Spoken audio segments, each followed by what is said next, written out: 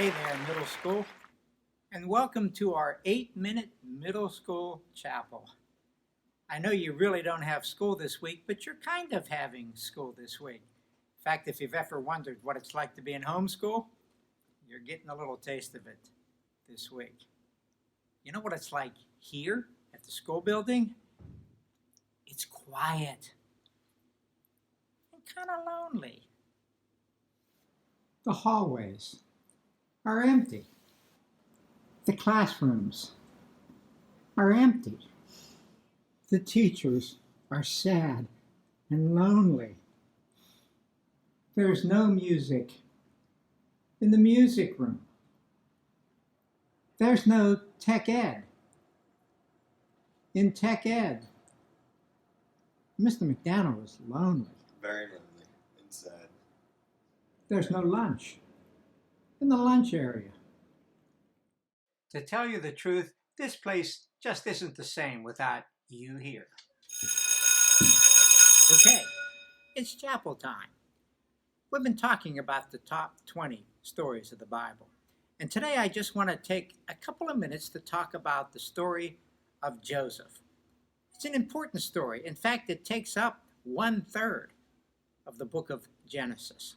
When most people hear Joseph, they think about Joseph and his coat of many colors. I'm sure you've heard about that since you were a kid. But just like Jonah and the whale, where the whale is a part of the story, but not as big a part as people think it is, so the coat of many colors is not really a significant part of the story of Joseph. Joseph is really a story not about clothing, but about integrity. Joseph was a man of integrity. Where we see integrity in the life of Joseph is in chapter 39 of Genesis. I'm sure you know this story too. He's tempted to commit adultery by Potiphar's wife, but Joseph runs from her. For him, that's not a hard decision. He had made a commitment to be a man of integrity, and because of that, when presented with temptation, he knew what to do. Now, when we say integrity, what do we mean? Well, the definition of integrity has been in front of you for quite a while. I wonder if here in the Learning Commons you've noticed this, which has been on the wall for quite some time. Integrity is doing the right thing when no one is watching. C.S. Lewis. Amazing how often something can be in front of us and we don't notice it. It says this about integrity in the book of Proverbs. Proverbs 11:3. The integrity of the upright guides them, but the crookedness of deceivers destroys them. Integrity guides us. When we get into a situation of temptation, if we've made a commitment to integrity, we know what's right and we know what to do. Let me tell you what our teachers have been dealing with here lately at Shalom. They've really been working hard to make these e-learning experiences meaningful and even enjoyable for you. But in conversations, the teachers have asked themselves this question: how do we handle tests? You know, if you take a test at home, the teacher can't watch you. They have to trust that you're not going to cheat. They have to trust that you're a person of integrity. Now, I'm glad to tell you that our teachers have pretty much decided that for most of you, that's not an issue. You are people of integrity. But let me ask, are you a person of integrity? Can you be trusted when no one is watching? I want to show you a short video about two students who deal with this issue of integrity on their test.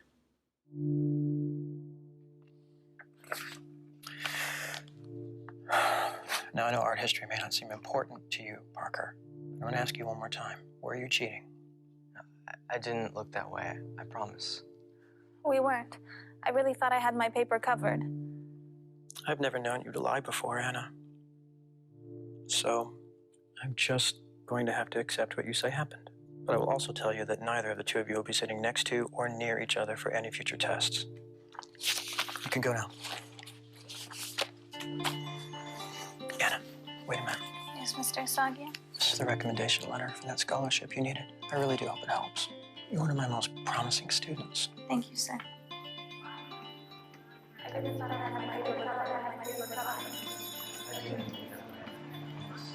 Hey, can you believe we got away with it? I cannot believe it. We didn't get away with it. Were you in the same room that I was? He doesn't know. That's not the point, Parker. He does know. What? Did you tell him? No. Are you planning on telling him? No. I don't know. It's just a stupid art class, Anna. Like, the test for it shouldn't even be that hard. Mr. A is just on a power trip. We're never gonna need that information. That doesn't make it right. You shouldn't have looked at my paper. Well, you shouldn't have let me.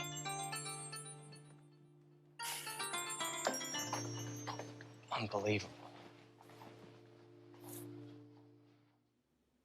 When you take a test at home, it will be more than a test on math or science or history. It will be a test of your integrity. And I hope you pass that with flying colors. It's said in Proverbs 11 that the crookedness of deceivers destroys them. In other words, there's a price to be paid for a lack of integrity. Let me ask you about the young man and the young woman in that video. Do you think, first of all, that they were people of integrity? And second, if they weren't, did they pay a price for their deceitfulness? Did they really get away with it? Well, that's it for today. I hope that things are going well for you at home. Stay healthy. Take care of the people around you. And I hope to see you back here in school soon.